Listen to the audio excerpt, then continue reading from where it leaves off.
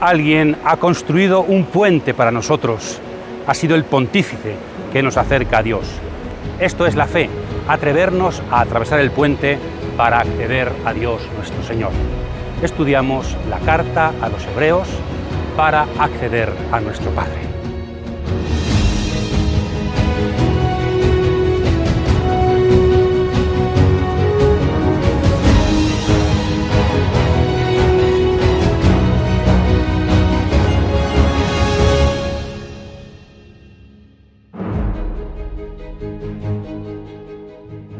De vez en cuando conviene agradecer todas vuestros comentarios, vuestras visualizaciones, vuestro cariño, vuestra oración. Estamos en comunión gracias a los vídeos y gracias a que la palabra nos cautiva y queremos ser oyentes y testigos de la palabra. Por tanto, desde aquí también recibid nuestro más sincero saludo y oración también por todos vosotros. La carta a los Hebreos, una joya del Nuevo Testamento, yo creo que poco conocida para los creyentes. Por eso, abusando quizá de vuestra paciencia, vamos a insistir mucho en este precioso texto, dedicándole varios vídeos. Carta a los Hebreos. Jesús de Nazaret, ¿fue sacerdote? Nos preguntábamos. Una experiencia que tuve hace años un poquito jocosa tal vez, ¿no? En un grupo de oración, en un grupo de reunión por grupos, cuando nos íbamos presentando, un señor se presentó, pues yo me llamo, no sé cómo se llamaba, Angelito o Felipe, y soy laico como Jesús, dijo el señor. Claro, yo estaba allí, no sabía si decir yo soy Manuel y soy sacerdote como Caifás, no sé. Esto sucede de verdad. U otra, también algo también jocoso, un señor muy majo de una parroquia en la que estuve hace poco, decía, claro, es que a Jesús lo mataron los curas. Me quedé. Claro, sacerdotes del Antiguo Testamento, curas, ¿no? Entonces, esta confusión que tenemos, ¿no? Jesucristo es un laico como los laicos de la Iglesia. Jesucristo es un sacerdote como los sacerdotes judíos. Los sacerdotes de la Iglesia somos sacerdotes en la línea de Leví, del judaísmo. Pues quizá la carta a los Hebreos nos puede ayudar a que estas confusiones, ¿verdad?, se nos queden aclaradas. Jesús, desde el punto de vista del sacerdocio ritual del Antiguo Testamento, podemos decir que en su vida pública no fue sacerdote, porque no era de la tribu de Leví, cuestión imprescindible, él era de la tribu de Judá, y no ejerció el sacerdocio. Nunca estuvo dentro del templo, sino que fue, podríamos decir que en el mundo judío del siglo I, Jesús, como los fariseos, por otra parte, fue un laico judío de su tiempo. En este aspecto podemos también decir, avanzando, que según los cristianos, Jesús es el Mesías, el prometido, que viene a cumplir todas las expectativas de Israel. Todas.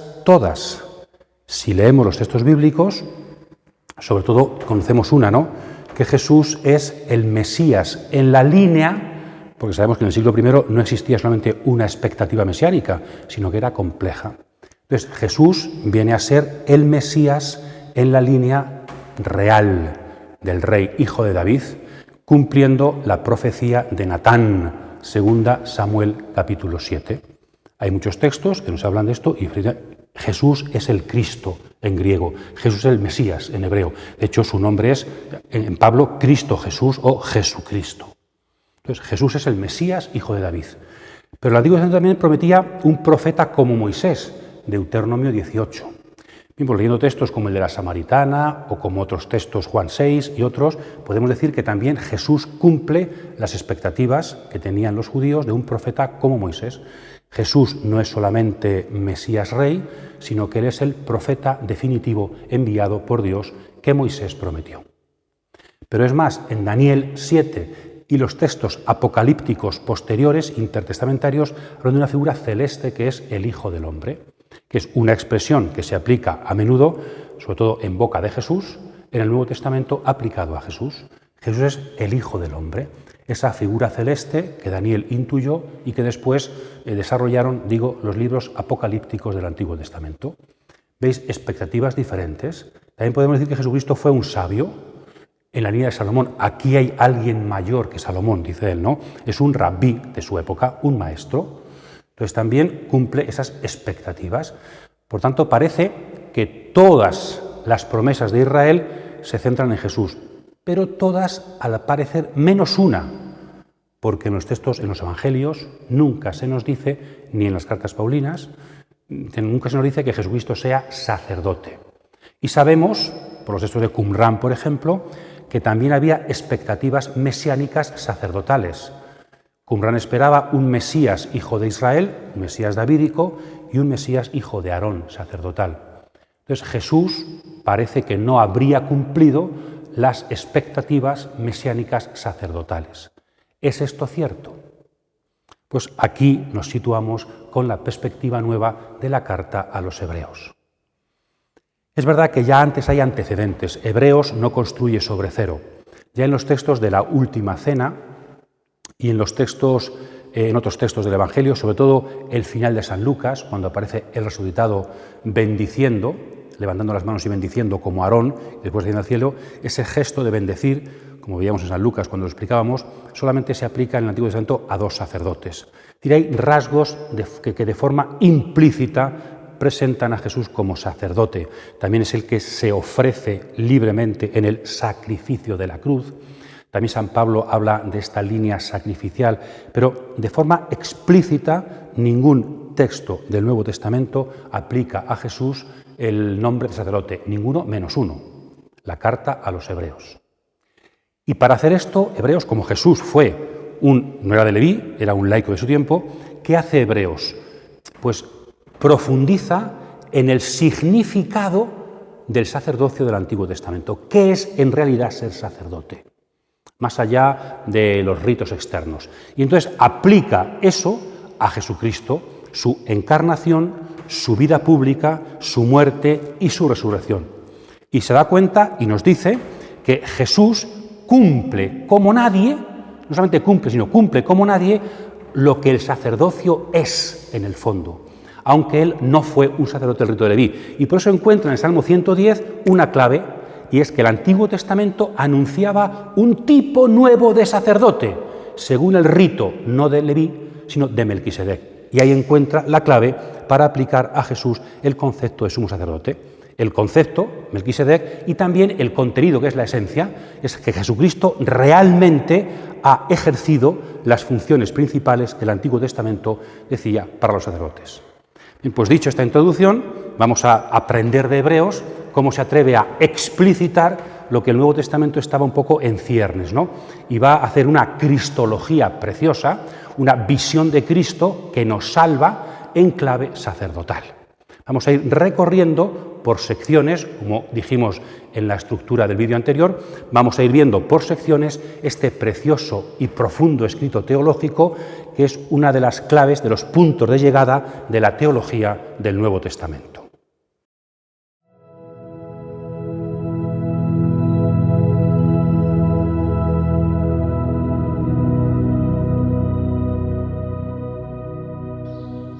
En muchas ocasiones y de muchas maneras habló Dios antiguamente a los padres por los profetas. En esta etapa final nos ha hablado por el Hijo, al que ha nombrado heredero de todo y por medio del cual ha realizado los siglos.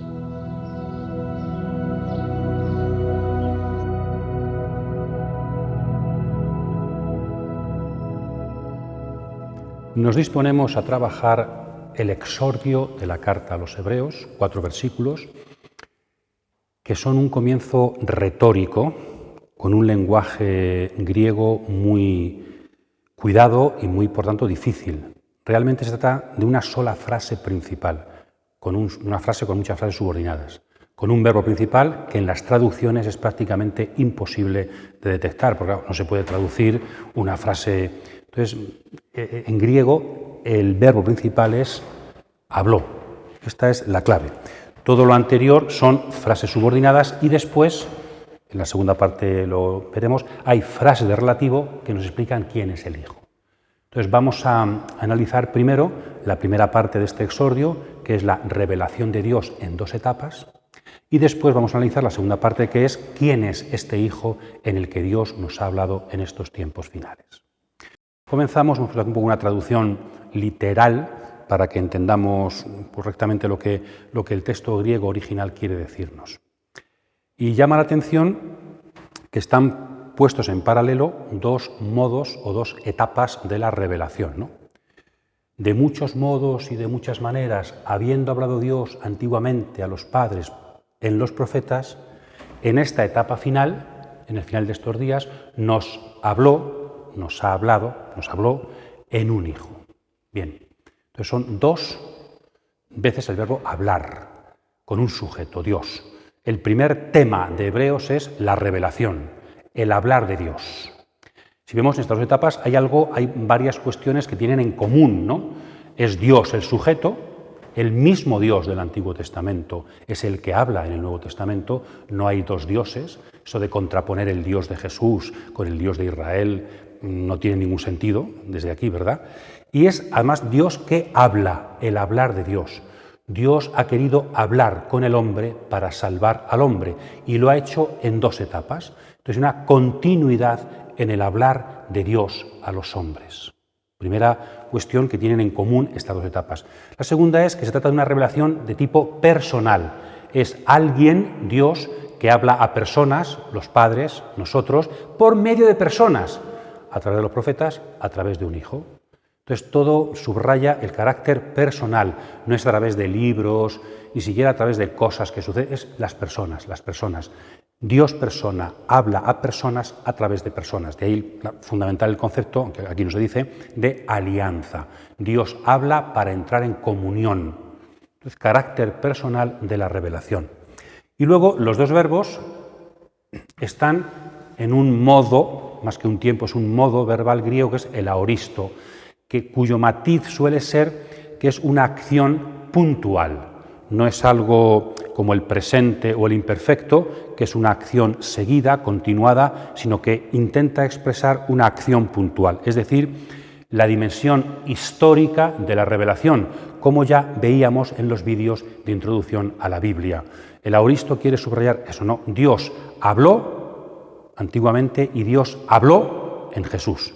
Pero ese hablar de Dios ha terminado. Es un hablar aoristo, es un hablar puntual, es un hablar que se puede poner lugar y hora, se puede poner tiempo. Es decir, el Señor se ha hecho historia, la importancia de la historia para comprender la revelación de Dios. Pero junto a estas cuestiones que tienen en común, aparecen sobre todo las diferencias en ambas etapas de la revelación. Vamos a ir comentándolas un poquito y os invitamos a profundizarlas, ¿no? En primer lugar, comienza así, de forma retórica, con los adverbios, ¿no? A través de muchas mediaciones y de muchas maneras. Y en la parte del Nuevo Testamento aquí no aparece nada. Es decir, hay una multiplicidad de medios, una multiplicación muchas veces, de muchas maneras. Después, si seguimos leyendo Hebreos, veremos que, aplicado a los sacrificios, la multiplicación de los sacrificios es signo de su ineficacia. Cuando una cosa se dice y hay que volverla a decir, y hay que repetirla, como en los profetas, ¿verdad?, convertíos, es porque no se consigue. Entonces, de alguna forma está ya diciendo que el Antiguo Testamento es un hablar de Dios, pero no del todo eficaz, que necesita una palabra definitiva y eficaz, porque esta multiformidad está diciendo también su debilidad, ¿no? No acaba de conseguir, como la primera alianza, Jeremías 31, no acaba de conseguir lo que pretende. Entonces, Dios, también en sentido positivo, Dios se sirve de muchas cosas, se sirve de acontecimientos, se sirve para intentar llegar al hombre, ¿no? La multiplicidad de medios con los que Dios quiere llegar a los hombres, que son signo de su amor, pero también de la falta de definitividad. Hace falta algo más. Después, el verbo hablar, que es lo fundamental, y Dios, no se trata de hablar. Pero aquí fijaos que es quizá la diferencia fundamental que está en la gramática, ¿verdad? En la gramática, en la forma de expresar el texto, en la sintaxis. Este verbo es un verbo subordinado, ¿verdad? Está en participio presente, participio aoristo, habiendo hablado antiguamente, ahora nos habló. Este verbo está subordinado a este. Esa cuestión de la lengua, del lenguaje, es una cuestión teológica. El hablar de Dios es el hablar hablar en Jesús. Lo demás es un pre-hablar de Dios, una preparación. Esto que se aplica aquí al hablar de Dios se aplicará después en toda la carta al tema del sacerdocio. Un sacerdocio antiguo simbólico en camino hacia el sacerdocio definitivo. Un hablar de Dios preparatorio, importante, pero que no es definitivo. El hablar de Dios, lo que Dios ha preparado desde siempre ha sido el hablar definitivo a través del Hijo. Después nos dice también diferencia en las etapas. Antiguamente, es decir, es algo que ya ha pasado antiguamente, pues no pertenece a nuestro tiempo. Esa diferencia de tiempo que también San Pablo insiste, Jesús, ¿verdad? Se ha cumplido el tiempo. O San Pablo, en la plenitud de los tiempos. Entonces, antiguamente y en cambio ahora, en el final de estos días o en estos días finales. Esto es una expresión bíblica de los profetas, los últimos días, los días finales. Lo único que hace Hebreos es añadir estos. Es decir, los días finales que los profetas prometieron son estos nuestros de ahora. Es decir, la llegada del Hijo, el hablar definitivo de Dios, ha convertido el tiempo presente, el tiempo de Hebreos, en un tiempo definitivo y final. Entonces, la antigüedad, lo pasado y lo escatológico. Estamos, porque Dios habló definitivamente, estamos en los tiempos finales de la historia. Lo definitivo ha llegado. Bien. Y después, los destinatarios. Se llama aquí a los personajes del Antiguo Testamento, se llama los padres. Fijaos que los padres, diríamos la dimensión patriarcal del Antiguo Testamento y sus destinatarios. Los padres seguramente son los patriarcas, Abraham, Isaac, Jacob, las 12 tribus, pero sobre todo en hebreo significa la generación del desierto con Moisés, ¿verdad? Esos son los padres. Fijaos que no dice a nuestros padres. Aunque alguna traducción lo ponga, el griego no dice eso, no dice a nuestros padres, sino a los padres. Con lo que decíamos de quiénes son los destinatarios de Hebreos, desde aquí también sería un indicio, solo un indicio, no es suficiente como prueba, ¿verdad?, que los destinatarios de Hebreos no tienen por qué ser judíos. De hecho, si fueran judíos, aquí habría puesto nuestros padres. Es una forma quizá, aunque sean judíos, de alejarla. Bien, el caso es que no dice nuestros padres, dice padres.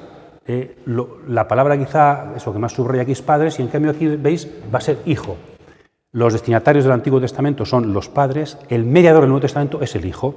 Digamos, una etapa patriarcal, paterna, una etapa filial en la revelación. Unos por destinatarios, otro por mediador. Y en cambio nosotros, aquí es a nosotros. Los padres y nosotros somos los destinatarios definitivos. ¿Quiénes somos nosotros? Se refiere a la vida pública de Jesús. Hebreos es un discípulo de Jesús o un apóstol, ha conocido a Jesucristo, el autor de Hebreos. Pues si es San Pablo, ciertamente no lo ha conocido históricamente, pero seguramente, como dijimos, no es San Pablo, pero leyendo el texto aparece claro que el autor de Hebreos no es un discípulo que conoció históricamente a Jesús. Y en cambio aquí se introduce, igual que no dice nuestros padres, sí dice a nosotros. Entonces no se está refiriendo a la revelación de Jesús en su vida pública. Se está refiriendo a la revelación de Jesús en la actualidad cristiana, porque Jesús nos está hablando desde el cielo. Esto lo veremos explícito y muy claro en el capítulo 3 de la carta a los Hebreos. Jesús no solo habló en la vida pública, sino que es la palabra de Dios resucitada que está hablándonos hoy desde el cielo. Entonces Jesús nos está hablando, ha empezado a hablar con su encarnación, con su vida pública, pero estamos en la etapa definitiva de la revelación. El acontecimiento Jesús es palabra de Dios pronunciada por el resucitado hacia nosotros. Los evangelios nos hablan de una etapa histórica, pero que Jesús sigue hablándonos de ella, hablándonos de sus parábolas, hablándonos de su muerte, de su resurrección, en el presente, ¿verdad? A nosotros somos los destinatarios de la revelación de Dios definitiva. Y después la diferencia fundamental, los mediadores. En el Antiguo Testamento tenemos muchas formas, muchos mediadores. Moisés, los reyes, pero sobre todo se subraya aquí los profetas. Y es una tendencia del Nuevo Testamento a subrayar que el Antiguo Testamento tiene un carácter fundamentalmente profético. Un judío diría sobre todo la ley, los profetas y otros, sabios, salmos. Para el cristianismo todo, también Moisés, todo, también la Torá, tiene un carácter profético. un carácter de anunciar la palabra de Dios para los tiempos futuros. Entonces llama a todos profetas. También en el judaísmo Moisés es considerado un profeta, Abraham. Entonces esa tendencia ya en el judaísmo, en el cristianismo se amplía, ¿no? La dimensión profética de todo el Antiguo Testamento. No dice a través de los profetas, sino en. Esto quizás sea una cuestión solamente estética o quiere a lo mejor subrayar cómo los profetas no son solamente un medio por el que Dios habla y ya está, sino que toda su vida, su persona, Jeremías está muy claro, o Ezequiel, tienen que hacer suya la palabra. No son meros instrumentos por los que Dios utiliza para hablar, sino que les cuesta la vida tener que hablar Dios a través de ellos. Por eso Dios habla no solo a través de los profetas y ya está, y los quita del medio. No, Dios habla en los profetas, en su vida, en sus sentimientos, en su corazón. La importancia de la persona como mediadora de la revelación. Y en esta etapa final, por ejemplo, la parábola de los viñadores homicidas, Marcos 12, nos dice que envió el viñador muchos siervos, los profetas, y al final envió un hijo. Entonces, el hijo es el definitivo enviado, ¿no? Entonces, si en el Antiguo Testamento es importante porque ha enviado profetas, ahora nos ha hablado a través de un hijo. Y aquí importante, en español es difícil de traducir, en español, porque en griego no hay artículo indeterminado. Aquí tenemos que poner un hijo, que no habría que ponerlo. Traducir, nos ha hablado en el hijo, sería incorrecto. Hebreos no quiere decir eso, nos quiere decir en un hijo, en hijo, literalmente. ¿Por qué? Por dos razones fundamentales, yo creo. Primero, porque no quiere subrayar el nombre de la persona en la que ha hablado, sino su cualidad. Frente a profetas, nada menos que hijo. Dios y un hijo de Dios, ¿no? En español a lo mejor podemos malentenderlo como si hubiera más hijos. No es un numeral 1, 2, 3, es un indeterminado. Os he hablado a través de alguien que es hijo frente a aquellos que son profetas. Entonces, subrayar la cualidad más que el nombre. Y después también porque quiere ser indeterminado para determinar después, va a desarrollar quién es este hijo en el que Dios nos ha hablado. Les queda por ahora indeterminado porque va a determinar ahora quién es este hijo a través del cual Dios ha hablado de forma definitiva. Bien, nos invitamos a profundizar en esta doble perspectiva también para agradecer que formamos parte, hemos recibido el gran regalo del Antiguo Testamento, pero estamos inmersos en ese hablar definitivo de Dios a través de Jesucristo y por eso estamos viviendo, tenemos la suerte de vivir, como dice San Pablo, 1 Corintios 10, los tiempos definitivos, los tiempos finales en el que Dios se comunica con nosotros y nos planifica.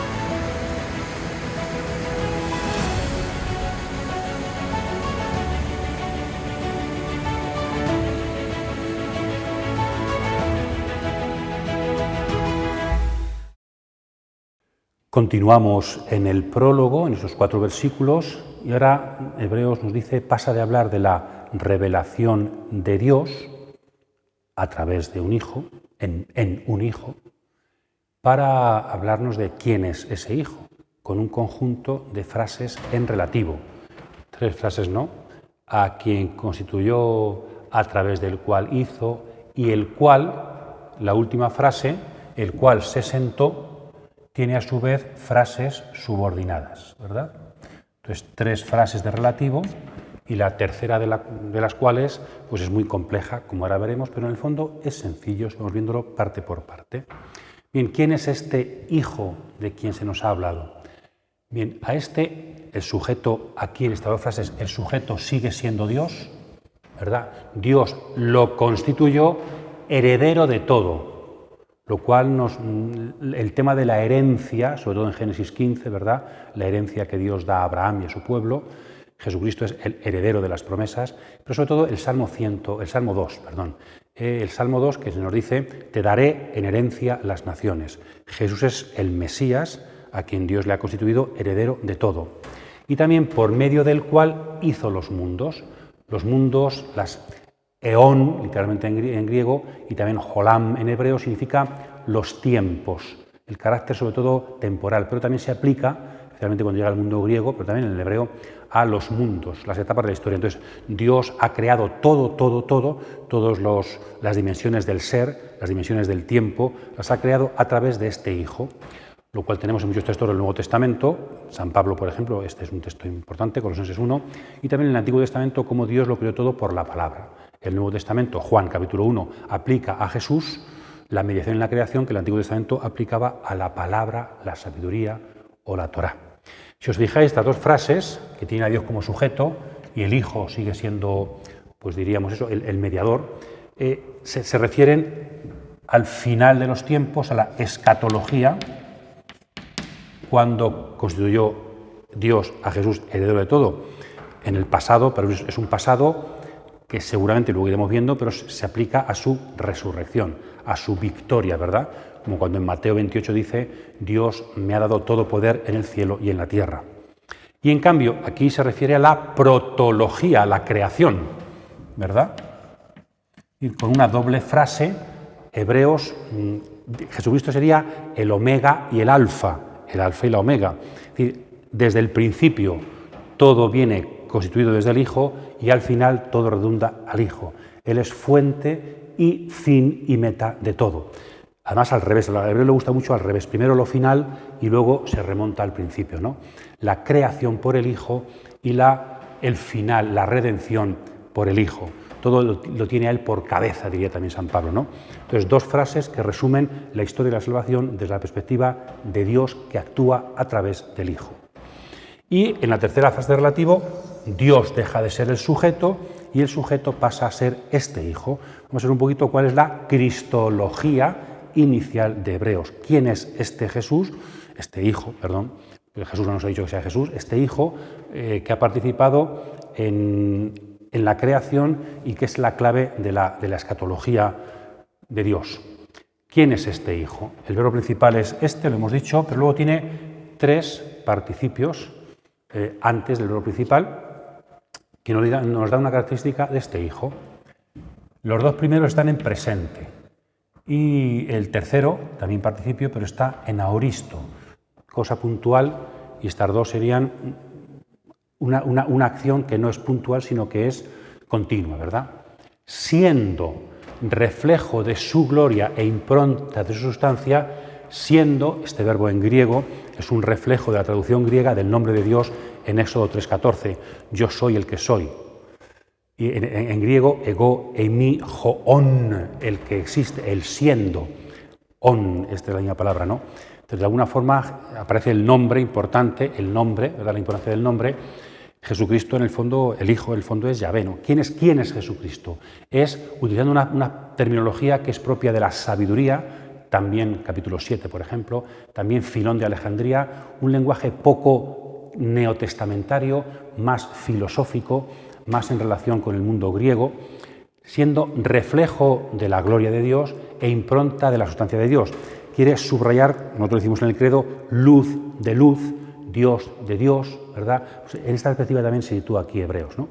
Jesucristo es, el Hijo es, pues ese reflejo, utilizando el tema de la luz también, ¿verdad? Para expresar lo inexpresable, para expresar el misterio de Dios en relación, el misterio de Jesús, del Hijo, con respecto a Dios. Entonces, eso es lo que Jesucristo es en su eternidad, diríamos, como en Juan 1, ¿verdad? Al principio existía la palabra y la palabra era Dios.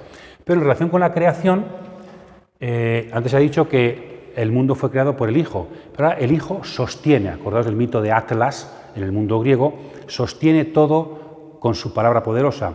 Jesucristo no solamente es, sino que a través de Él se creó el mundo y Él sigue sosteniendo el mundo.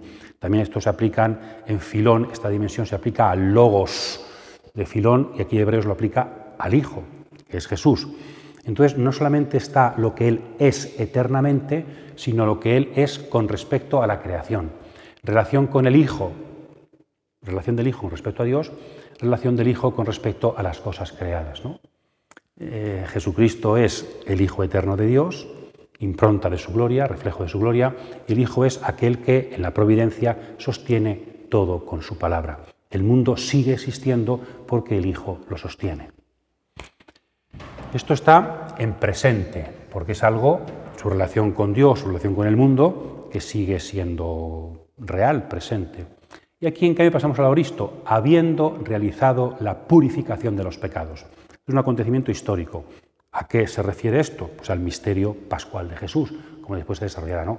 ¿Cuándo ha purificado de los pecados el Hijo a la humanidad? Pues en su misterio pascual, con su muerte y resurrección. Un acto histórico del pasado que tiene consecuencias en el presente. Y esta frase va relacionada con esta, porque aquí en el fondo se habla sobre todo de la muerte, murió por nuestros pecados, y la frase principal, se sentó a la derecha de su majestad, se refiere a la resurrección. ¿Veis? Lo que Jesucristo es frente a Dios, lo que Jesucristo hace frente al mundo, y después en su historia, misterio pascual. La muerte, sentido salvífico de la muerte, purificar. Y sentido salvífico de la resurrección, la exaltación de la humanidad del Verbo junto a Dios para siempre, utilizando los textos del Salmo 110. Siéntate a mi derecha hasta que haga tus enemigos estrado de tus pies.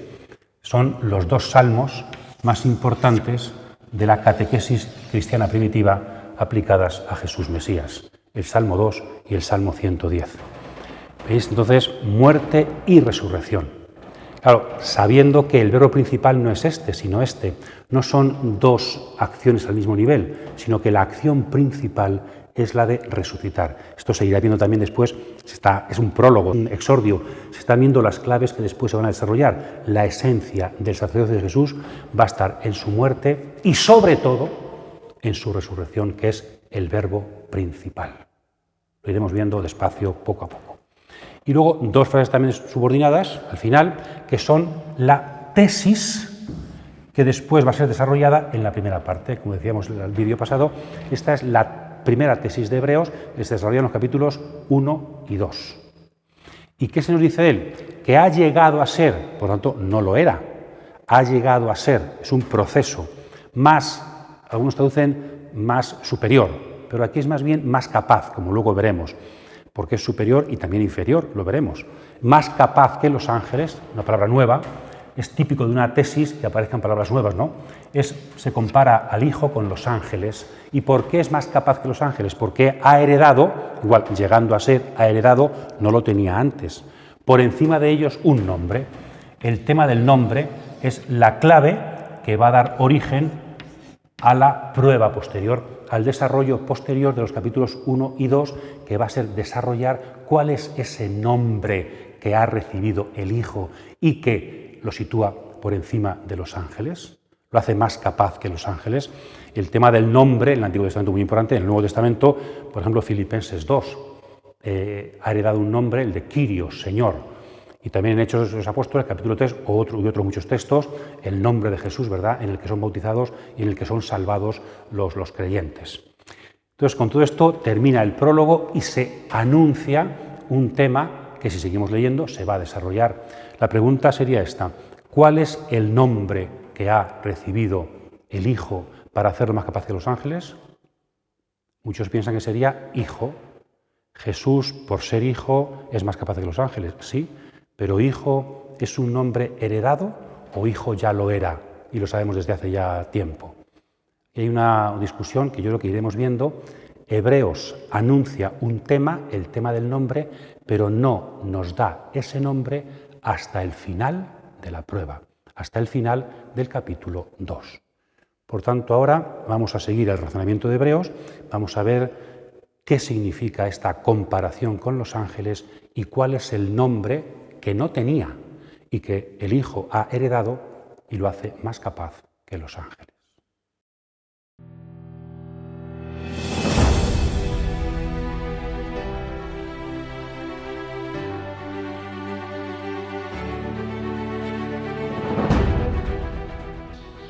Pues, ¿a qué ángel dijo jamás, Hijo mío eres tú, yo te he engendrado hoy, y en otro lugar, yo seré para él un padre y él será para mí un hijo. Asimismo, cuando introduce en el mundo al primogénito, dice: adórenlo todos los ángeles de Dios.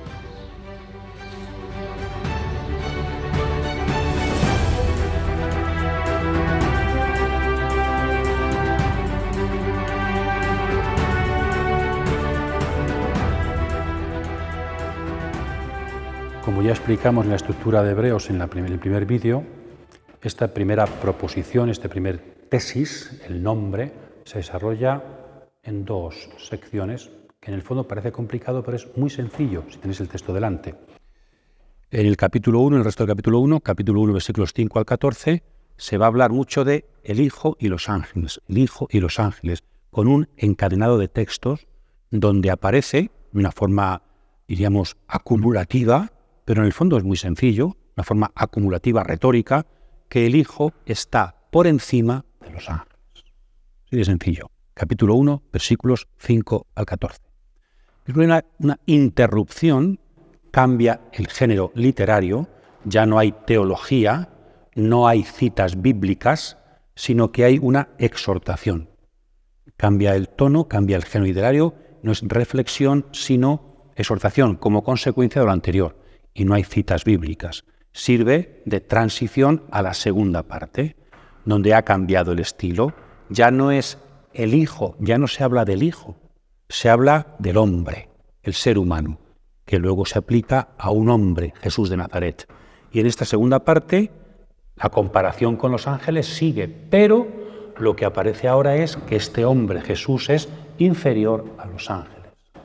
¿Veis qué sencillo? Primera parte, el Hijo superior a los ángeles. El hombre, Jesús, inferior a los ángeles.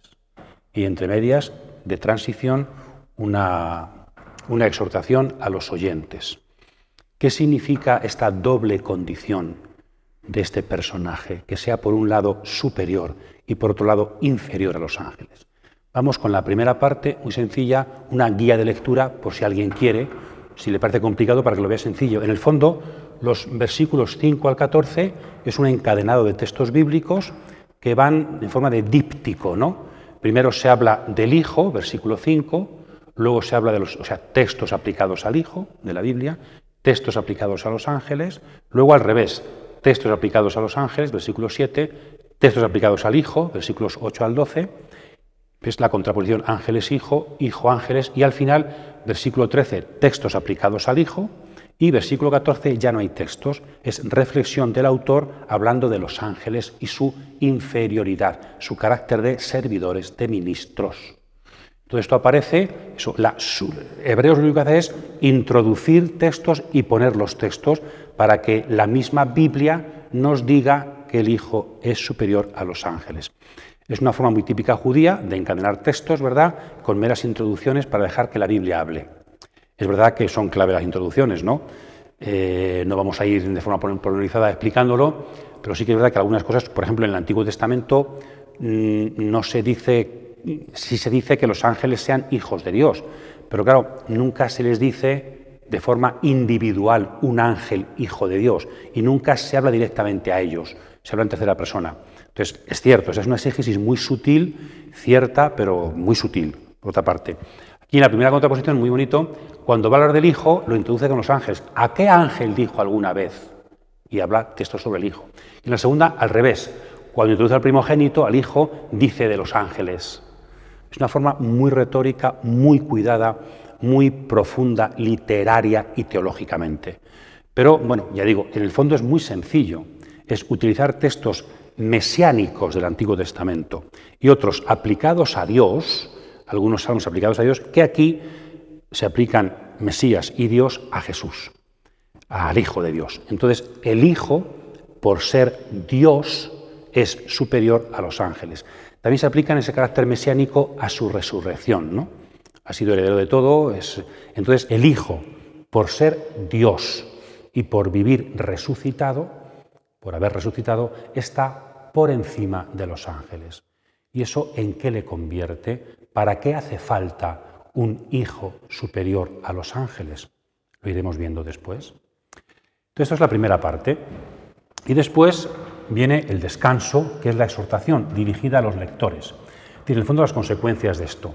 Si la ley, la Torá de Moisés, que fue dada a través de ángeles, esto la Biblia no lo dice la tradición bíblica, el judaísmo, que también aparece en el Nuevo Testamento, Hechos 7, por ejemplo, el discurso de Esteban. La ley, es decir, una forma de subrayar la importancia de la ley en el Sinaí es que los ángeles estaban allí mediando y dando la ley a Moisés. En cambio, el Nuevo Testamento se interpreta como que, aquí, fijaos, la ley ha sido dada, en el Antiguo Testamento se dice, en la tradición judía, ha sido dada por los ángeles nada menos, y aquí solo por ángeles, que son inferiores a Jesús, al Hijo. Entonces, si la ley dada por ángeles, grandes mediadores, no se puede incumplir sino con un gran castigo, mucho más una palabra que ha llegado por el Hijo. Bueno, realmente hay una contraposición también que se dice, si la palabra de la ley hay que hacerle caso, dada por ángeles, cuanto más la salvación, ya no es palabra, es salvación, dada por el Hijo, habrá que hacerle caso. Es decir, a quien mucho se le dio, mucho se le exigirá. Es la perspectiva de Jesús en el Nuevo Testamento. Si nosotros, hemos dicho en el prólogo, ¿verdad?, nos ha hablado Dios por medio de un Hijo, y en el Antiguo Testamento por profetas, ley por ángeles, si ellos tenían responsabilidad, mucho más nosotros, porque hemos recibido la revelación definitiva.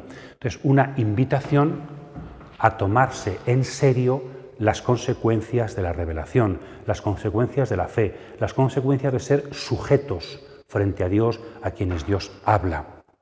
El que tengamos tanta cercanía a Dios gracias al Hijo nos hace privilegiados y responsables con un tono de vida que tiene que estar a la altura de la salvación que hemos recibido.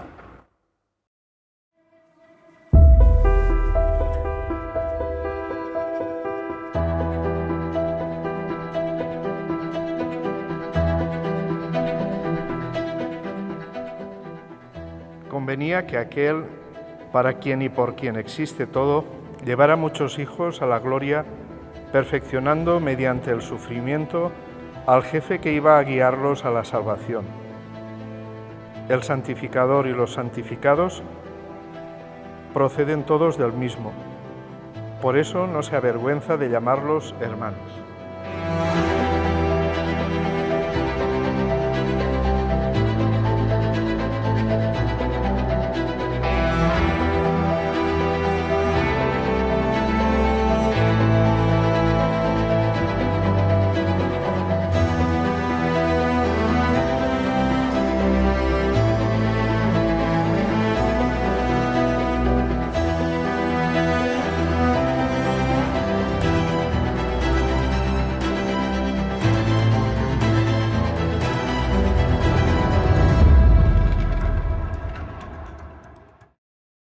Retomamos la reflexión, la segunda parte de la prueba, ¿verdad? Y vuelve a hablarse de la acción de Dios con respecto a los ángeles y a otro personaje, pero ya ese personaje no es el Hijo, sino que ahora es Salmo 8, el hombre, el ser humano. Entonces hay una cita bíblica del Salmo 8 y luego una exégesis, y Hebreos comienza al revés, por el final de la cita. Todo lo sometiste bajo sus pies, pero no está todo sometido. ¿Por qué? Parece que no se ha sometido todo, ¿no? ¿Qué es lo que ha sucedido? Y entonces, la exégesis de Hebreos es muy interesante. Lo que para el Salmo 8 eran casi sinónimos, lo hiciste poco inferior a los ángeles. Primera frase. Lo coronaste de gloria y dignidad. Son dos frases sinónimas. Están diciendo que, fíjate, es el ser humano, está con la grandeza del ser humano. Lo hiciste casi como los ángeles, un pelín, un poquito inferior a los ángeles, y a la vez lo coronaste de gloria y dignidad. Dos frases sinónimas. Pues Hebreos lo utiliza para hacer no dos frases sinónimas, sino dos etapas de la historia, de la biografía del hombre. Lo hiciste por un poco, y aquí ya no significa casi, significa por un tiempo inferior a los ángeles. A aquel que hiciste por un tiempo inferior a los ángeles, lo coronaste de gloria y dignidad. ¿Veis qué sencillo? Está haciendo una exégesis desde el misterio pascual de Jesús. Por la encarnación, pero sobre todo por la muerte, Jesús es por un tiempo inferior a los ángeles, pero después con la resurrección lo coronaste de gloria y dignidad. Dos frases sinónimas en el texto original se han convertido en dos etapas del misterio pascual de Jesús. Jesús encarnado y padeciendo ha sido hecho inferior a los ángeles durante un tiempo y con la resurrección recupera su superioridad con respecto a los ángeles. En estos versículos del 5 al 18, para como guía de lectura os invitamos a leerlo en dos partes, en tres partes en el fondo, ¿no? El versículo 10 quedaría en el centro. Los primeros versículos son lo que acabo de explicar, el Salmo 8 y su exégesis, y después los versículos 11 al 18. En estos versículos acabo de explicar que lo que significaba casi como los ángeles significa por un poco tiempo inferior a los ángeles. Gracias a la aplicación del Salmo 8 al misterio de la encarnación y al misterio pascual de Jesús, se ve que además es la primera vez que aparece el nombre de Jesús. Antes, en el capítulo 1, solamente hijo, hijo, hijo, y aquí, hombre, hombre, hombre, Jesús. El nombre humano, el nombre de pila de Jesús de Nazaret, el Verbo encarnado. De la perspectiva, el hombre inferior a los ángeles. En el versículo 10, que es un versículo central fundamental, muy denso, dice, porque era necesario, esa expresión griega, muy típica de Lucas, del Nuevo Testamento, era necesario, es decir, formaba parte del plan de Dios, tal y como las Escrituras nos dicen, era necesario que Dios, para llevar a muchos hijos, el tema del muchos y el hijos, ¿verdad? La multitud, que no se opone a todos, sino que es esa gran multitud, ya desde Isaías, en el canto del siervo, Isaías 53, cargó con el pecado de muchos, ¿verdad? Esta sangre derramada por muchos, para llevar a muchos hijos a la gloria, eso es la salvación, convenía, digo, que Dios perfeccionara mediante sufrimientos al que los iba a guiar a la salvación. Y la salvación, la gloria, es un camino, donde hace falta un guía, un pastor. Y ese pastor, para poder ser pastor, tiene que ser perfeccionado. ¿Qué significa esto? Es que no era perfecto anteriormente. Esto lo iremos aprendiendo con toda la carta a los hebreos. Pero ya desde ahora aparece un lenguaje un poquito sacerdotal y existencial. La palabra perfeccionar, teleiosis, perfección, se puede aplicar a una cuestión pues moral, ser más perfecto moralmente, también gnóstica, de los iniciados a los misterios, también de tipo funcional, en una función, o ritual, también se aplica a los sacerdotes que han sido perfeccionados, o también existencial.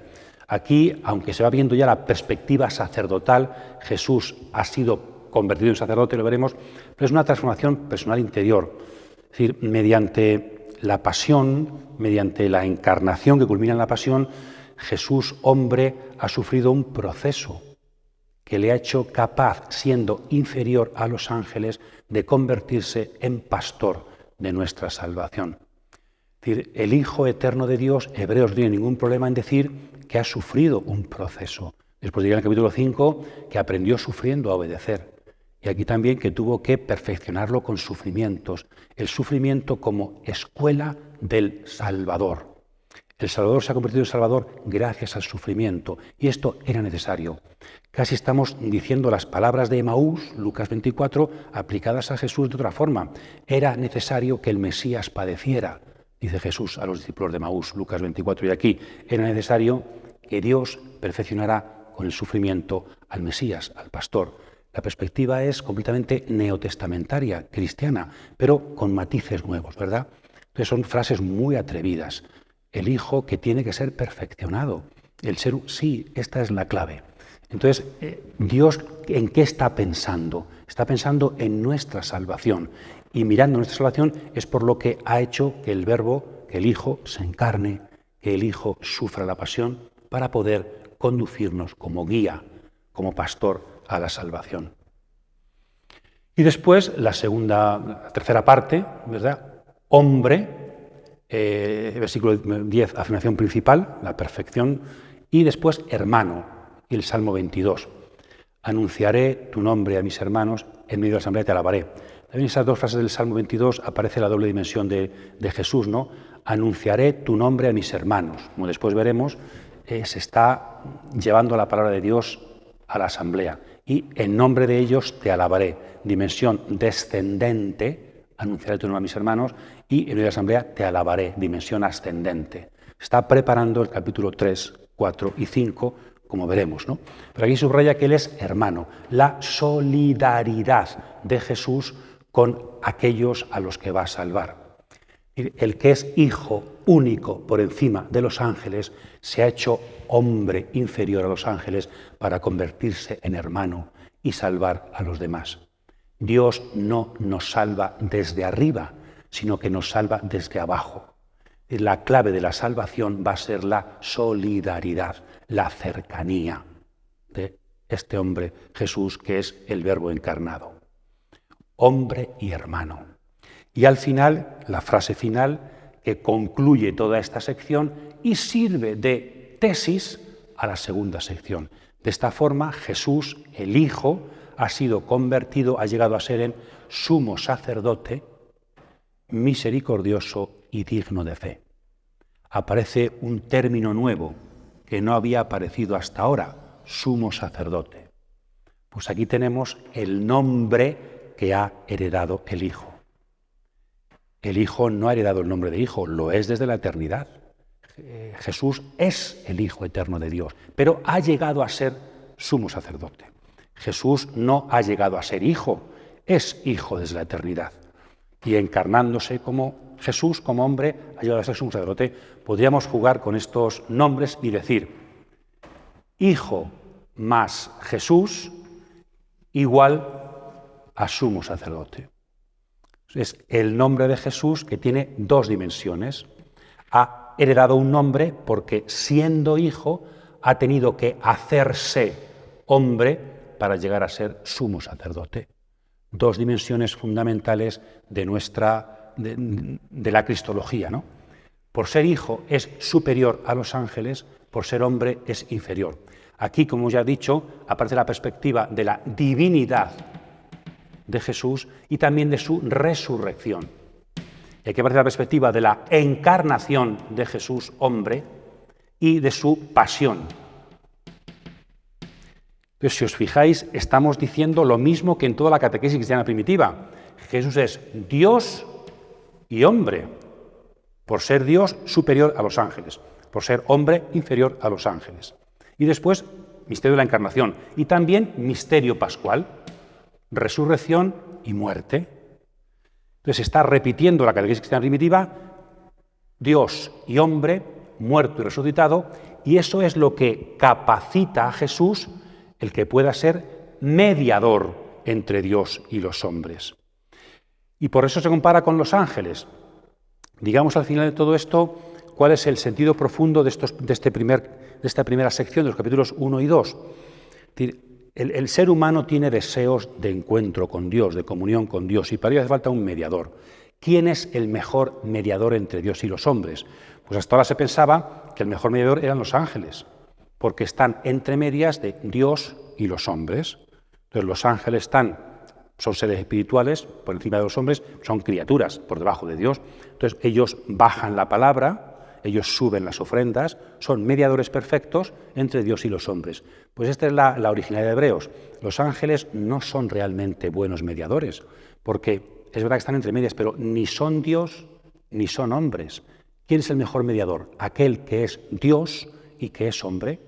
Me gustaría siempre poner el ejemplo de si hay que buscar un embajador, por ejemplo, entre un embajador de España en Alemania, diría alguien, bueno, pues el mejor embajador sería un francés, porque Francia está entre España y Alemania, es decir, un ángel que está entre Dios y los hombres. Y digo, no, hombre, es mejor un español que viva en Alemania, o un hijo de un alemán y un español. Ese es mejor embajador que un francés que está entre medias. Es decir, los ángeles en el fondo no conocen a Dios del todo, ni conocen a los hombres. Tienen que mediar dos realidades de las que ellos no participan, porque ni son dioses ni son hombres. En cambio, Jesús, que es Dios y se ha hecho hombre, que ha resucitado y tuvo que padecer, es el que mejor puede mediar entre el hombre y Dios. Este es el sentido profundo de estos dos capítulos. Comparándolo con los ángeles, aparece Jesús como el mejor capacitado para la mediación. Por eso la traducción de 1.4 no es el Hijo es es superior a los ángeles, sino más capaz. ¿Más capaz de qué? De mediar. Por eso es superior y es inferior. Pero ser inferior es necesario, porque la solidaridad con los hombres es necesaria para mediar. Entonces, es Dios y es hombre. Ha sufrido con los hombres y ha resucitado y vive junto a Dios. Jesús de Nazaret, el Hijo encarnado, muerto y resucitado, es el mejor candidato para ser mediador, sumo sacerdote de la nueva alianza. Y ahora, cuando se enuncia la tesis, se dan dos adjetivos a este sumo sacerdote. Sumo sacerdote concluye esta primera sección, pero con los dos adjetivos que se dan de él, inician la siguiente sección. Se dan dos características del sacerdote, que son misericordioso y pistos, en griego, que muchos traducen por fiel. Y pistos significa fiel, pero también significa digno de fe. Habrá que seguir leyendo para ver si fiel significa fiel a Dios. Y digno de fe es que podemos ser fieles a Él. Entonces, ¿qué se subraya? ¿La fidelidad de Jesús a Dios o se subraya más bien la autoridad de Jesús, que es digno de que tengamos fe en Él? Si seguimos leyendo, capítulo 3, veremos que se nos va a hablar de que Jesús no es tanto fiel a Dios, que lo es, sino que es digno de ser creído, que tiene autoridad. Se habla de la misericordia y la autoridad de Jesús. Por eso es mejor traducir digno de fe que fiel, porque lo que Jesús pide es que tengamos fe en Él. Bien, y aquí estas dos palabras griegas, en el fondo traducen dos palabras hebreas que ya conocemos, hesed y emet, misericordia y lealtad, que aparecen en Éxodo 34 y en muchos otros textos como las dos características del Dios de la alianza. Muy bonito. Las dos características del Dios de la alianza, misericordia y lealtad, se aplican aquí a Jesús para desarrollar las dos dimensiones de su sacerdocio. Con esto introducimos la siguiente sección. Nos hemos quedado, Jesucristo es el más capacitado para ser sacerdote, comparándolo con los que supuestamente eran los más capacitados, los ángeles. Ahora bien, el que Jesús sea capaz de ser el gran mediador, ¿significa que lo fue? De hecho, Jesús es sacerdote, puede serlo, pero lo es. Vive Jesús, cumple las funciones del sumo sacerdote y está, de hecho, mediando entre Dios y los hombres.